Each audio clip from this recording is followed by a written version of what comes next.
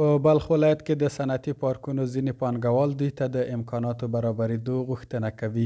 دا د بلخ ولایت امیرعلي شیرنوایی په نوم هغه صنعتي پارک ته غځېدلی سړک دی چې دا مهال پکې سلګونه تولیدي کارخونې فعالیت کوي. دلته ځایي صنعتکاران وایي د دوی د فابریکو فعالیتونه هم د همدې سړک په څیر اوړي کې سم او په ژمي کې له ستونزو سره مخ وي. دوی د سړکونو خرابوالی، د برېښنا لوړه بیه، د تولیداتو مناسب نندارتون، د اوروجنې سیستم او روغتیايي مرکز نشتون د خپلو فعالیتونو پر وړاندې لوی ننګونې بولي او له اړوندو ادارو د حل غوښتنه کوي.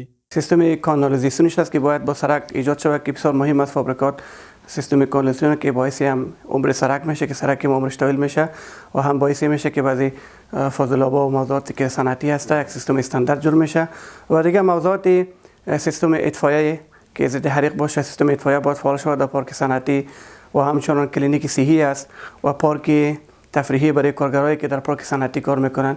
امکانات اولیه است که اگر در پارک صنعتی در نظر گرفته شود خیلی خوب میشه. مشکلات برق داریم، مشکلات اطفائیه داریم، مشکلات مسجد نداریم، سایه سبز نداریم، مرکز نمایشگاه محصولات نداریم که به یک مرکز باید از طرف امارات برامون جور شود که ما محصولات و تولیدات خود ببریم در اونجا به نمایش بگذاریم که از خارج کشور از داخل کشور دیدن شود.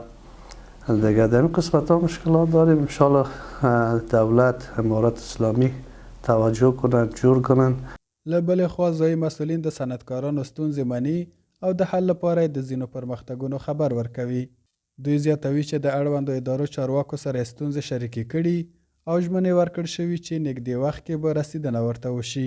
یک ذره مشکلات در برق بودند و فعلا با تفاهم با برشنا و طاقت صنایع و معادن ریاست صنعت و تجارت تفاهم کردیم که باید برق به صنعتکارا توزیع بکنیم. صنعتکار ما در ولایت بلخ انشالله به هیچ مشکلی نیست. کدام مشکل که شو اول از طریق وثاق صنایع و ریاست صنعت و معادن و صنعت و تجارت حل میگردد. اگر نشد در پیش والی صاحب میریم عمود دقیقه مشکل صنعتکار ما حل میکنه. د بلخ ولایت ټول هغه مسولین چې د دوی سره سره کار دی همیشه د دوی حمایت کوي او په ټولو برخو کې که د ځمکې په لړ کې که به د برېښنا وي که د مالی وي که نور د دوی وي پوره د دوی حمایت کوي او کوشش کوي چې څنګه زموږ صنعت او زموږ داخلي تولیدات رشد وکړي او موږ د دې څخه استفاده وکړو. د امیرعلي شیرنوایی صنعتي پارک صنعتکاران داسې مهال دغه ښارګوټي کې د پراختیايي پروژو د پلي کېدو غوښتنه کوي چې همدا روان کال مزار شریف ښاروالۍ د شادیان صنعتي پارک کې د شاوخوا 50 میلیونه افغانیو په ارزښت ځینې سړکونه جوړ او ګټې اخیستنې ته وسپارل.